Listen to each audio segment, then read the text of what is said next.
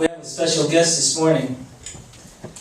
This man and his wife, Dr. Vanderwier and his wife Susie, we look up to as a missionary. He's also been a pastor. Sheila and I really pick his brain as far as ministry is concerned.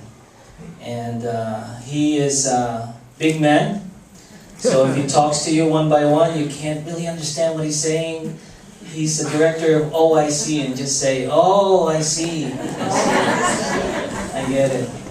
But let me introduce him to you. He ministry in several countries around the world, including Philippines. He is our representative to reach Filipinos for the Lord through OIC.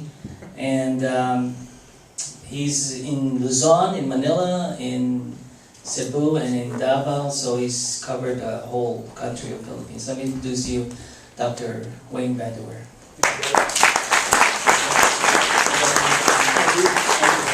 Oh, you can have this, okay. Yeah, apparently I'm mic'd already. We're so glad to be back. Thank you for allowing us to come. We are also experiencing or being ravaged by the technical difficulties. And so we're thankful there's at least an image up there. There's still an image, right? If it goes away, let me know, all right? It's been too long since we have been here. We're grateful to God to be back, finally. And the first thing we want to just say is thank you. We are your missionaries. When you give to God through the ministry of Global Harvest Fellowship, then a part of all the money that God receives through this church is given to missions, right? Mm-hmm. And part of that missions pie comes to OIC. We're your missionaries. So today I'm going to be showing you some pictures of some of the groups. This is a little report. By the way, I'm going to give a little report, then Susie's going to sing. Aren't you glad? Yeah. Yes, I know that's the highlight. I know.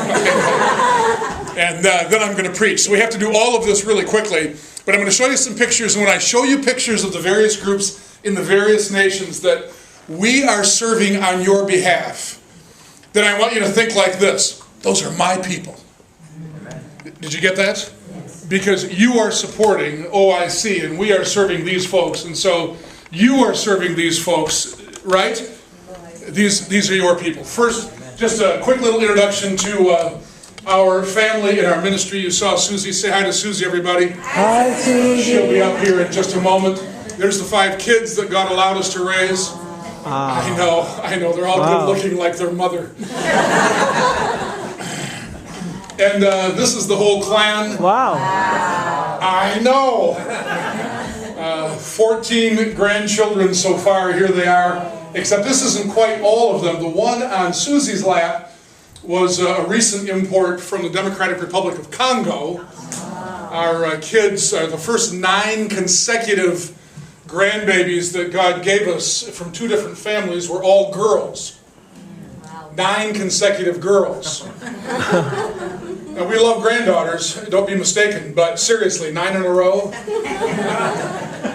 So our daughter Amy and her husband finally said, "Dad, if those other kids won't make a boy, we'll buy a boy." I mean, literally buy. You understand, this is on videotape, so I got to be careful here. They adopted that cute little guy from Congo, and now he's going to get a little brother in a couple of months. And earlier than that, perhaps, and that little guy, by the way, is from Niger.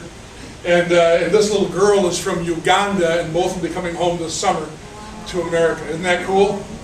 So they are building the United Nations in their family. We're grateful to God. Now, our ministry in particular, some of you know, we're training biblical counseling trainers around the world.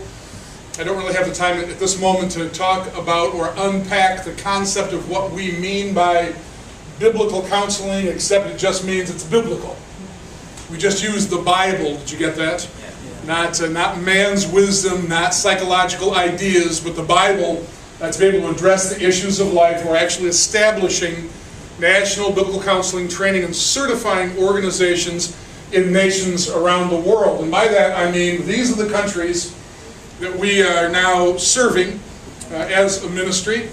And we're grateful to God to have these folks. In just a moment you're going to ask how that happens, and I'll tell you. Our first ministry in the Philippines was there in Laguna at Word of Life, in Calauan, Laguna. And then, by God's grace, down at Seaside Bible Camp, also a Word of Life ministry. We went to Puerto Princesa in Palawan. We started a ministry in Malaybalay, in the middle of Mindanao. And then more recently, we started a training program in Baguio. You know Baguio? Yes. Oh, we love Baguio, huh? Because it's cool up there. And we're thankful to God. And then a ministry in Quezon City in Manila. I'll show you pictures. And then in Cebu City, and then in Davao. Next month will be for the first time in Iloilo.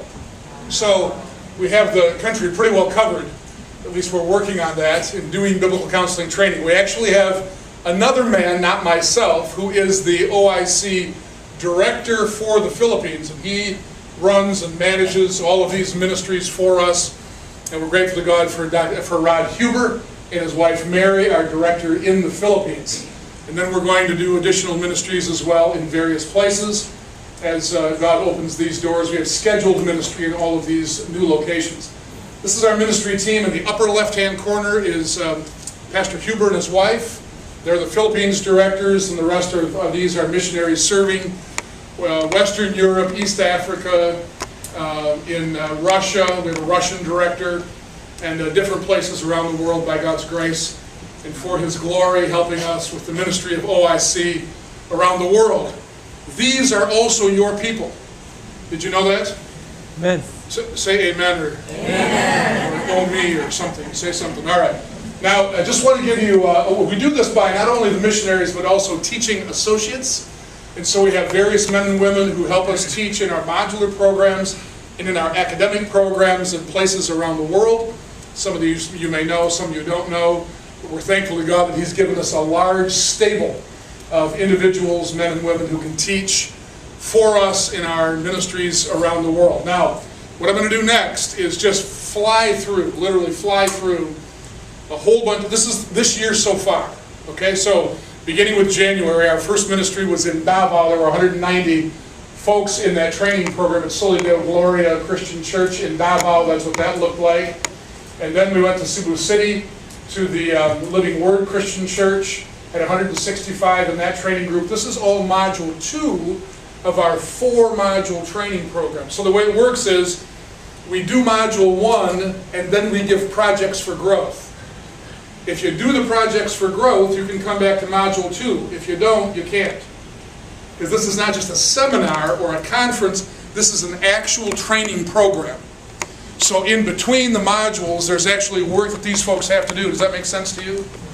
And as a result, then they qualify to do Module 2. And then in Manila, this is pretty incredible, isn't it? Mm-hmm. Wow. 400 folks. Here's what they did at Living Word Christian, or at Higher Rock Christian Church in Quezon City. For Module 2, they went to the sports complex and they rented and cleaned an auditorium. They rented the tables, the chairs, the sound system, the screens, the projectors, the whole thing, to put 400 people in a room at tables and chairs for the training program there in Quezon City. And this is Susie singing there. This is the team that taught in that particular module. You can see Rod there in the upper left-hand corner there, and one of our Filipino pastors. We went to Australia for our program in Melbourne, Victoria. This is the 28 people there with that, and then we went home. After 1 week at home in February, back out on the road to Ukraine. This is the Kiev Theological Seminary, and we have a master's degree program in biblical counseling. Wow. So this is a partnership with academic institutions. We have a master's degree in Egypt, we have one in Lebanon, and we have one in Ukraine. So this is the master's degree program in Ukraine. This is one of the classes, Hermeneutics for Biblical Counseling. This is another one of the classes, Research Methods. We have other professors. I teach a couple of the classes in the master's degree, but we always have well-qualified professors to teach the classes in the master's degree. On to Egypt. Who are these people, ladies and gentlemen? Egyptians.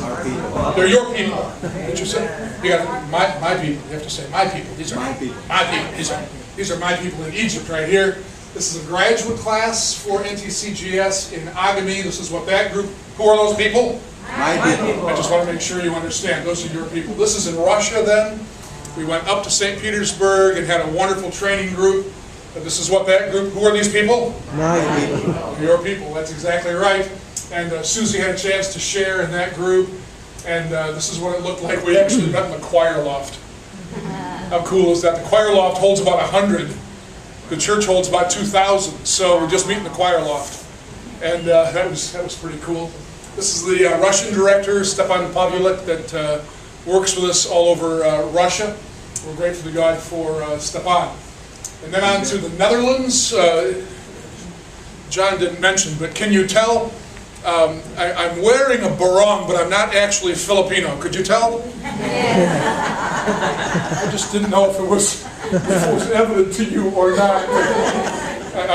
You didn't know the barong could go that size. You didn't know this? Custom made, extra large. In the Philippines, this is about 6X, ladies and gentlemen, because they don't make them for me, that's for sure. All right, so we went to the land of my ancestors, the Netherlands. I'm a Dutch guy, and we had a wonderful program there. Then on to Lebanon. This is the graduate class in Lebanon. Who are these folks? My people. In Lebanon, you have people, and then also in Jordan, because we were here to talk with these folks about the possibility of doing a program there in the days ahead. We went home for a couple of weeks, back out on the road, first to Scotland.